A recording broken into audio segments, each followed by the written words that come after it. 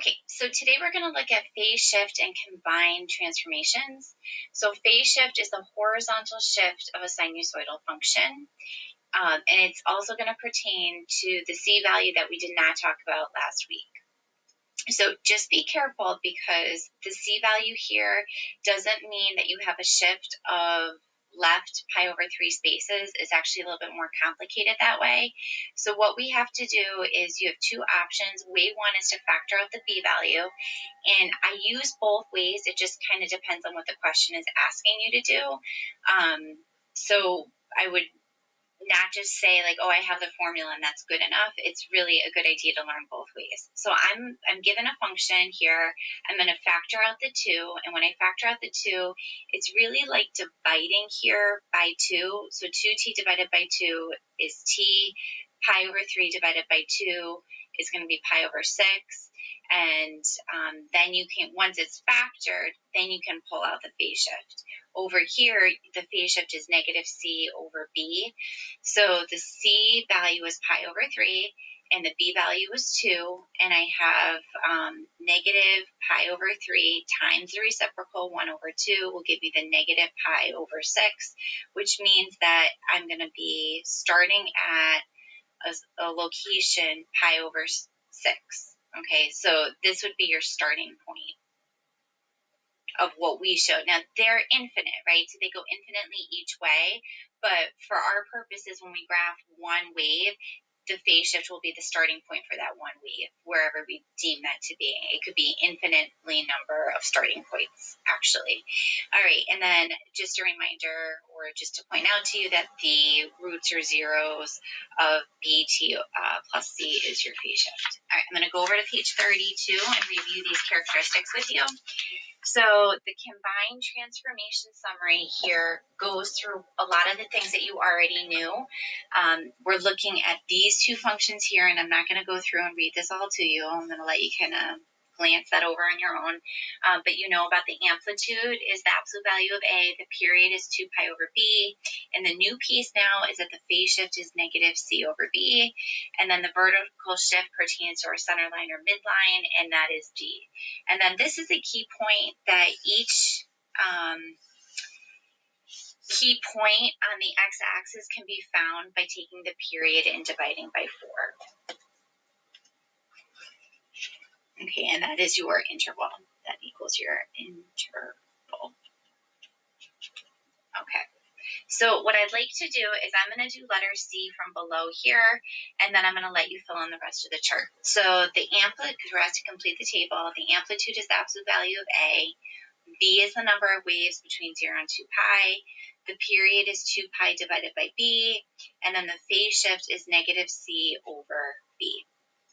All right, so letter C is saying f of t equals 5 times the cosine of 3t minus pi over 4. So A is 5, so you don't need to take the absolute value of it because it's already positive. So it's not an inverted graph. B is the number of waves between 0 and 2 pi, so this is just 3. The period is 2 pi over B, so that's going to be 2 pi over 3. So far, so good, right? And now the phase shift, you can get two ways.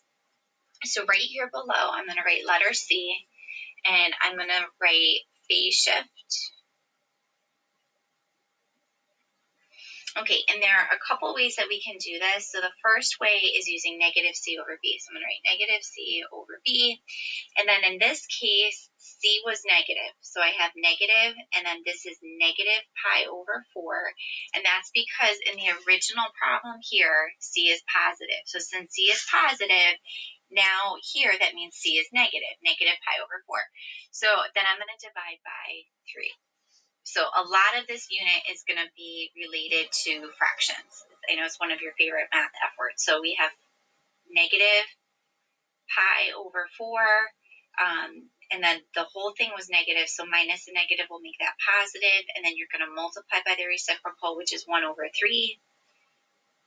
Okay, so then you're going to get pi over 12, and since this is positive, we would write down that the shift would be right pi over 12.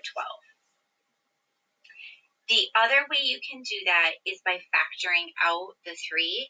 So, or we could take our expression, so 5 times the cosine of 3t minus pi over 4, and everything else would stay the same, but I'm going to use a bracket here, and I want to divide through by 3, and the 3's cancel there, so in our parentheses I have a t, and then this is what I just did. You get minus pi over 12, and then that would be your regular parentheses and then your bracket, and then this piece here would tell you that you are going right pi over 12, so it's always opposite the sign. So since this is negative, you'd be going right. If it was positive, you'd be going left. All right, so now we're going to go through and we're going to graph one. Oh, I need to show you the answers. So pause the video and go ahead and try A, B, and D. And then here are your answers here for A, B, and D. You can take a look at that at your leisure. Okay, now we're going to go on to page 33. So on page 33, I wanted to look at number 7 here with you. So we are asked to do a sketch. There are 2 methods that we can do. I'm mostly going to focus on method 1, and then I'll show you method 2 as an afterthought. A lot of this you can already do based on our work last week, but I'm giving you f of t equals negative 3 over 4 times the cosine of 3t plus pi over 2 minus 5. And in our case here, A is going to be negative 3 over 4.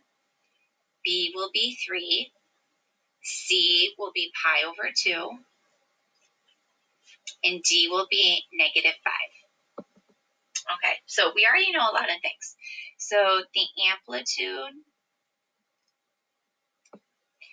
is 3 over 4. The period is our 2 pi over B, so 2 pi over 3. I'm going to come back to C in a minute, and then our center line or midline, remember we always write as an equation, will be y equals negative 5. And let's just kind of take a minute and start with all that, and then we'll go back to the phase shift in a second. So the center line will be the line y equals negative 5. So I'm going to start at negative 5 for my key y values. And then the amplitude is negative 3/4. So this one's actually compressed a little bit. So you would add 3/4 to negative 5. So you would get negative 4¼ Now, if you wrote it as negative 4.25, it doesn't matter. They're equivalent. And then here you're going to subtract 3/4. So you're going to get negative 5 and 3/4 down here, which is negative 5.75. Okay? This is an inverted graph, and it's an inverted cosine. So you start at the minimum. You're going to go center line, maximum, center line, minimum, and then give it a nice curve. Okay, so now that looks like a sinusoidal graph. So we've done a whole lot already. The only issue now is the phase shift. So let's talk through the phase shift for a couple of minutes. So our phase shift, remember, is negative c over b.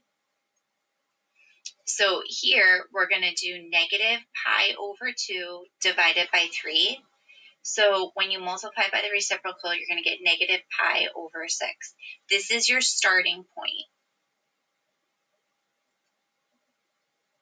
So that means over here, I'm starting at negative pi over 6.